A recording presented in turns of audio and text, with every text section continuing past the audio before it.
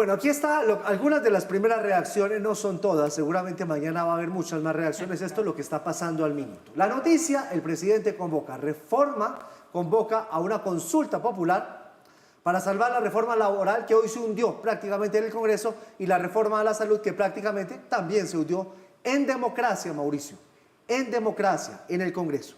En última, lo que está haciendo el presidente es desconociendo la democracia representativa, desconociendo el mandato popular democrático que la Constitución le da al Congreso, elegido por voto popular y en donde se deben estudiar las leyes. Se lo está pasando por encima porque no le aprobaron sus consultas, sus reformas. Sí.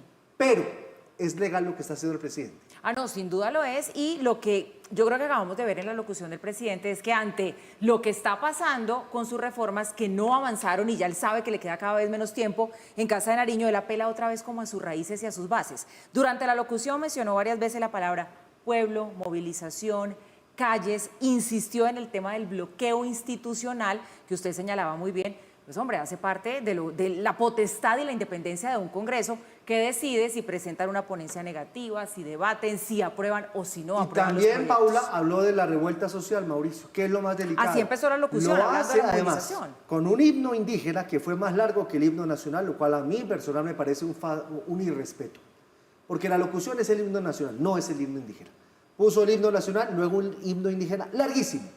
Y luego, rodeado por los indígenas, habla de la revuelta social. Sí. Ahí está mandando un mensaje.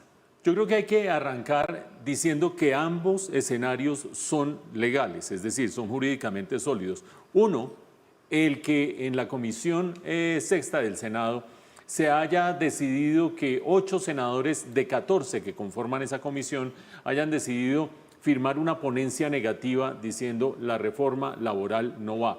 Eso, por supuesto, es prerrogativa del Senado, es prerrogativa de los senadores.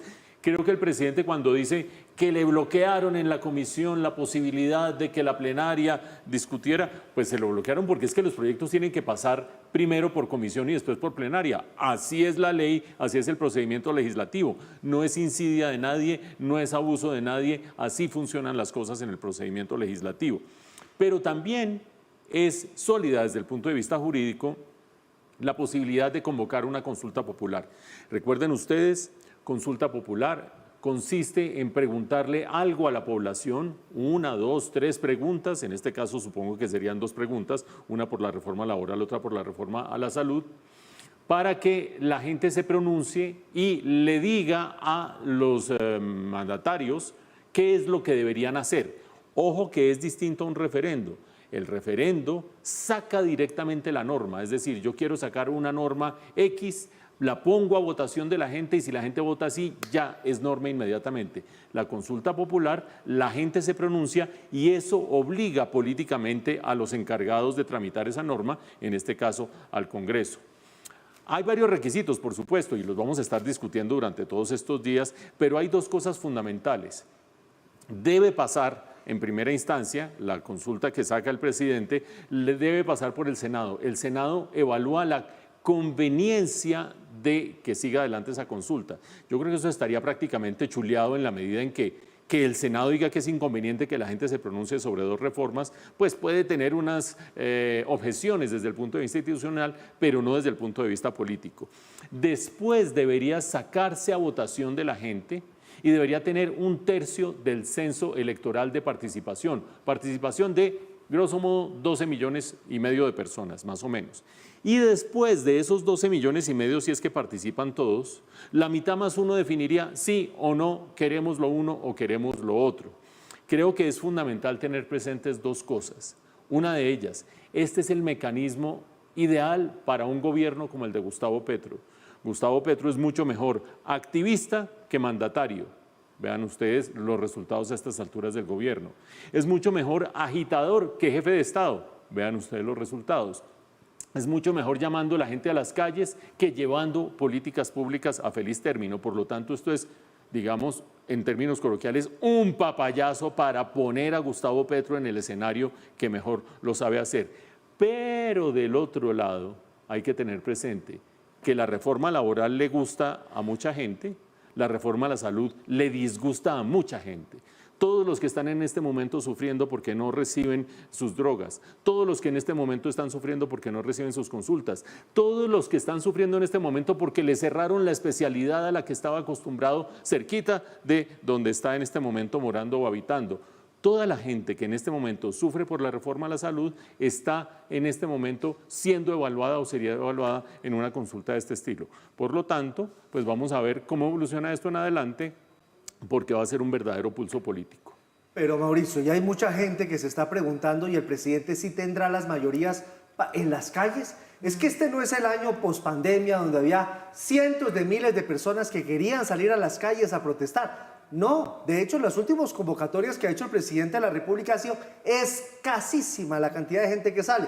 Tal vez por eso está llamando a campesinos, de pronto en el sur del país, instrumentalizados algunos quizás, y a los indígenas, que con ese himno y rodeado de ellos son cierta prenda de garantía para decir que algo de ruido pueden hacer en las calles. No, por eso yo le decía que él estaba apelando a sus bases, ¿no? Nuevamente. Sí, por supuesto. Hay que sacar, recordemos, a la gente a votar 12 millones de colombianos. La pregunta es, ¿tendrá la fuerza o no tendrá la fuerza? Acordémonos de la última consulta famosa que hubo, que fue la consulta anticorrupción.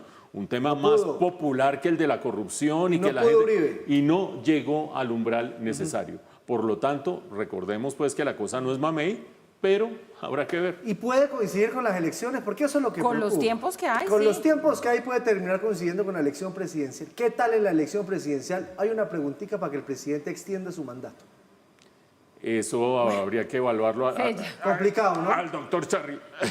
Complicado. Sí, no nos adelantemos a Es los que le hechos, cuento una pero... cosa, esto genera muchas dudas, esto genera muchas suspicacias. Sí. Porque es que le digo, el Congreso de la República está para eso, para estudiar las leyes y decidir, así es la democracia. Si usted se salta al Congreso, usted está pasando por encima de la democracia representativa, está rompiendo el equilibrio de poderes. Eso no es democrático. De acuerdo, hay que entender, el Congreso surte los trámites que en la ley está para que surtan y esos incluyen que se presente una ponencia negativa, porque es que desde el Pacto Histórico están lamentando eso, que no se haya debatido el proyecto y después decidir pues que no pasaba y no aceptaban la reforma, pero es que el tema de la ponencia negativa, que fue lo que sucedió hoy, hace parte de los procesos del Congreso. Es democrático, puede ser. No me gustó, Sí. Entonces no me salto al Congreso, eso no puede ser. Sí, ahora, la gente tendrá mucho tiempo para moler la siguiente pregunta. El hecho de que haya una mejora en horas extras, el que haya una mejora en dominicales, el que haya una mejora en las licencias de maternidad y paternidad, etcétera, ¿equivale a que este gobierno ha sido bueno? Creo que los colombianos tienen capacidad de discernimiento, creería yo, no obstante la capacidad de mover. Además, la reforma laboral no es que crea empleo. No, crea Le informalidad proteja- y crea desempleo. Claro, crea desempleo e informalidad y protege algo del empleo actual. Un último Entonces, detalle. Cuando uno ve los 8 congresistas, los 8 senadores que votaron la ponencia negativa o que firmaron la ponencia negativa, falta Norma Hurtado. Sí. Norma Hurtado es una figura Se clave apartó, sí. porque ese mismo grupo, más o menos con Norma Hurtado, fue el que hundió la reforma a la salud. Y Norma Hurtado está en este momento preparando una ponencia distinta que es más o menos la esencia de la reforma que propone el gobierno, pero con unos ajustes orientados a no deteriorar el empleo, a no deteriorar la productividad. ¿Quién quita que la comisión diga, nos vamos con la ponencia de Norma Hurtado? ¿Y quién quita que eso pase al Senado y prospere? No veo por qué la convocatoria de una consulta popular debería parar y congelar el proceso No puede legislativo. pararlo. Entonces, No habrá que debería. ver. venga, le quiero dar un dato, Paula, permítame un segundito. Parece que rueda ya la primera cabeza dentro del gobierno luego de la presentación de la ponencia de archivo de la reforma laboral. Nos dice que es muy probable que en las próximas horas sea separado de su cargo el director de Asuntos Religiosos del Ministerio del Interior. Él se llama Alexander Jaimes, ocupado ese cargo a nombre del sector interreligioso, porque resulta que él es muy cercano de la senadora Lorena Ríos y Ana Paola Agudelo, que decidieron firmar la ponencia negativa de la reforma laboral. El partido Mira hace parte con Ana Paola Agudelo de quienes firmaron esa ponencia. Entonces, Entre otras cosas, firman perdón, negativo y le sacan al que Claro. tenían en el Congreso, en el Empiezan los gobierno, cobros, el Ministerio claro. del Interior, al mando de Armando Benedetti. porque si el presidente no hubiera hablado de convocar una consulta popular, nosotros estaríamos abriendo el noticiero con otra frase del presidente, y es que si no se aprueba en el Congreso su reforma, como parece ser en este caso, salvo que la de Norma Hurtado termine prosperando, Se rompen las relaciones entre el gobierno y el Congreso. ¿Qué quiere decir eso? Se va el uno, se va el otro, el que estaba en tal ministerio, el que estaba en tal o en tal,